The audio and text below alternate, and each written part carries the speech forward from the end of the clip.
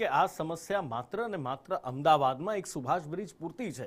સુરતમાં પણ આવું જ છે. સુરત પણ અમદાવાદની જેમ બે ભાગમાં તાપી નદીના બંને કિનારે વસેલું છે અને અહીંયા પણ એ જે તાપી નદી પર બનેલા પુલ આ બંને છેડાને જોડે છે અને અહીંયાના પુલ પર પણ સવાલ ઉઠ્યા છે. સિટી લાઇટનો ઓવરબ્રિજ, એમાં પિલરમાં તિરાડ પડી છે. પિલરની અંદરના સળિયાઓ દેખાવા લાગ્યા છે. થોડા દિવસ પહેલા જ આ બ્રિજનું રિપેરિંગ કરાયું હતું, પણ એમ છતાં પણ રિપેરિંગ કેવું કરાયું છે એ જોઈ શકાય છે, કારણ કે ઉપરથી પ્લાસ્ટર અથવા તો ઉપરનો જે ભાગ છે સિમેન્ટનો એ ઉખડી ગયો છે. નીચેના સળિયા દેખાઈ રહ્યા છે અને સળિયા કાટ ખાઈ ગયેલા દેખાઈ રહ્યા છે. વધુ માહિતી સાથે સુરતથી સહયોગી સંવાદદાતા મનીષ લાઈવ જોડાયા છે. મનીષ, રેગ્યુલર ઇન્સ્પેક્શન કરવામાં આવે છે ને અહીંયા તો આ સિટી લાઇટ બ્રિજનું તો હમણાં જ રિપેરિંગ કરવામાં આવ્યું, પણ એમ છતાં પણ એ રિપેરિંગ કરવા વાળાને શું આ પિલરમાં પડેલી તિરાડો, આ બહાર નીકળી ગયેલા સળિયા નહીં દેખાયા?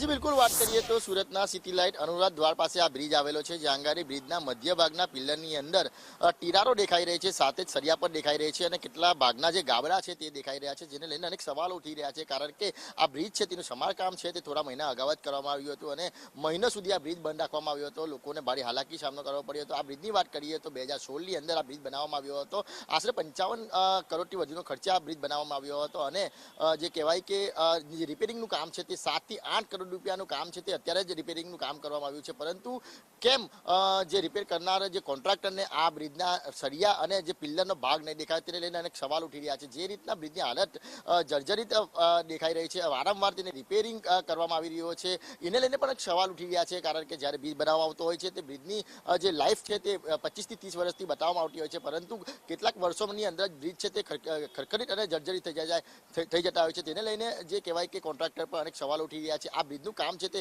રણજીત કન્સ્ટ્રક્શન બિલ કોઈને આપવામાં આવ્યું હતું, જેના પર બી અનેક સવાલ ઉઠી રહ્યા છે. કારણ કે આ બ્રિજ છે તે 2016ની અંદર બન્યો હતો અને માત્ર 9 વર્ષની અંદર જ આ બ્રિજ છે તે જર્જરી હાલતમાં જોવા મળી રહી છે. રૂપુર